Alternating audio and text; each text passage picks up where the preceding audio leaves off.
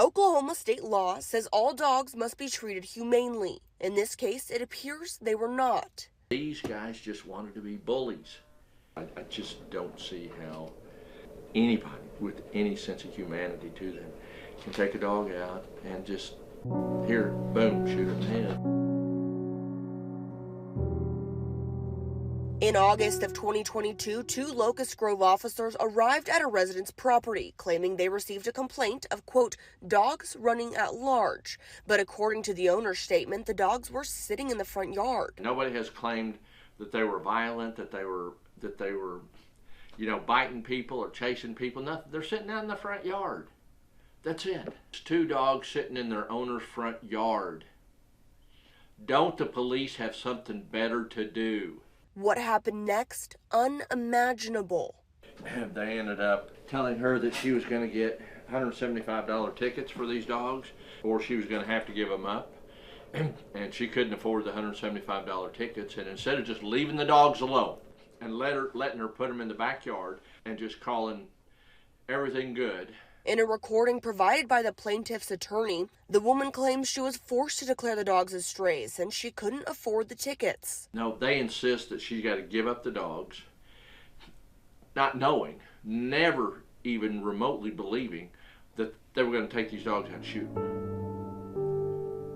And that's what they did. So there's a few different problems with that.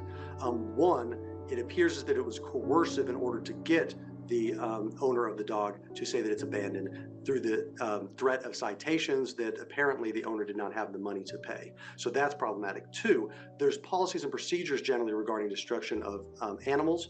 You've got animal control would generally be utilized, turned over to animal control. They have a procedure to go through. And then if is an owner involved, then notice goes to that person and there's proper procedures so that they can decide if they want to get their dog back, how to do so. Instead of following proper procedure, the officers allegedly took both dogs less than a mile away and shot both in the head, but one survived. Because one of them showed back up 8 days later at the back door. It was alive. The owner called police immediately to report animal cruelty by the officers. But instead of an apology, the officer offered to dispose of the dog yet again. You're all right. See, now he just got hit in the face, so we have to careful. I can't speak for their intentions, but it sounds like they may have wanted to cover their tracks or to mitigate the potential allegations against them. The owner caught the entire interaction on tape.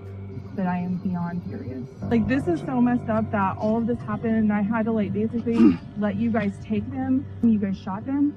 Yeah. Is that protocol for what you guys do? Yeah, they're put down. That's how we do it. You guys are freaking crazy. I'm shocked right now.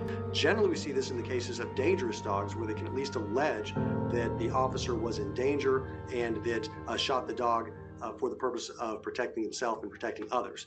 That doesn't appear to be the case here. This appears to be a small town with an informal policy that we're going to euthanize the dogs by shooting them, which is problematic because Oklahoma has an animal cruelty statute. And there is no exception in that statute that allows law enforcement to illegally seize property like the dogs and destroy it.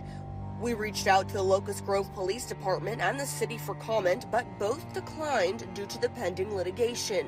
However, according to the plaintiff's attorney, the Locust Grove officers in question claim their actions were intended to create public peace. Well, why don't you let a jury determine that? Cops, or just flat out ask them, is this the kind of police force you want that's just going to be mean and cruel enough that they're going to go out there and shoot dogs in the head? Do you want them to run in? Do you want those kind of police officers pulling your kids over? Are you fearful of that at all?